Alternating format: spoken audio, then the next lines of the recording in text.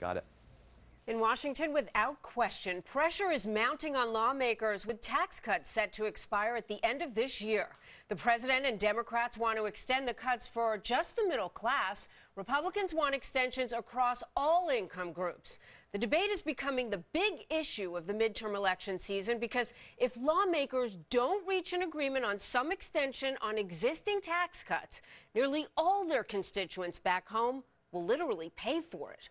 Justin Safey was a spokesman for former Florida Governor Jeb Bush. David Mercer is a Democratic strategist, and great to have both of you here today. Pleasure. Thank you. Justin, you say this is no time to raise taxes for anybody across the board because of excessive government spending. How would you propose then to pay some of that spending back?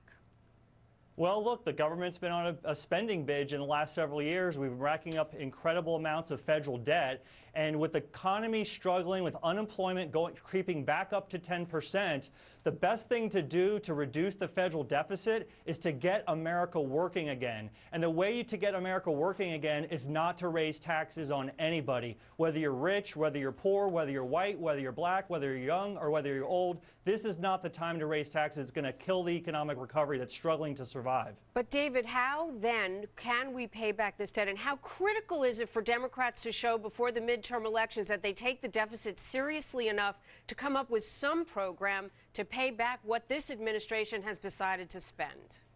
The way they stress that seriousness to the American people is to not extend it for the 1%, 2% of the higher income brackets, but instead to focus on the middle class, who have been shrinking. As we all know, the poverty rate has gone up. We have more people from the middle class moving into poverty, and we've got to arrest that. And we need to do it with extending the middle class tax cut so that those working Americans have a chance to recover from the economic situation that we inherited back in 2008.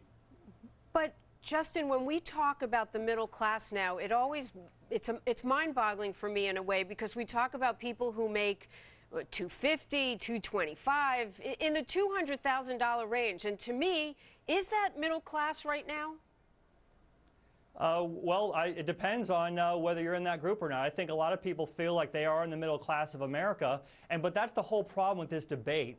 President Obama is refusing to extend the tax cuts to everybody, but why would he want to pit one group against another? That's divisive politics. I don't understand why he's doing it when 31 Democratic members of Congress sent a letter to Speaker Pelosi this week saying they wanted to extend the Bush tax cuts for everybody, regardless of income level. And I hope that President Obama listens to his Democrats, listens to the Tea Partiers, brings everybody together and shows leadership by doing that and coming up with a compromise that will have a tax cut for everybody. Great point, David. Even if you don't want to listen to the Republicans or to the Tea Party members, you have to listen to the other Democrats who are saying to Nancy Pelosi and the president, please don't do this. How would you respond if you were advising the president? How do you ignore that? That's a lot of Democrats. Sure, it's a lot of Democrats. It's also a lot of American working middle class people who need to have the support economically to confront the challenges that we face. And I would, aren't you proposing taking that away from them?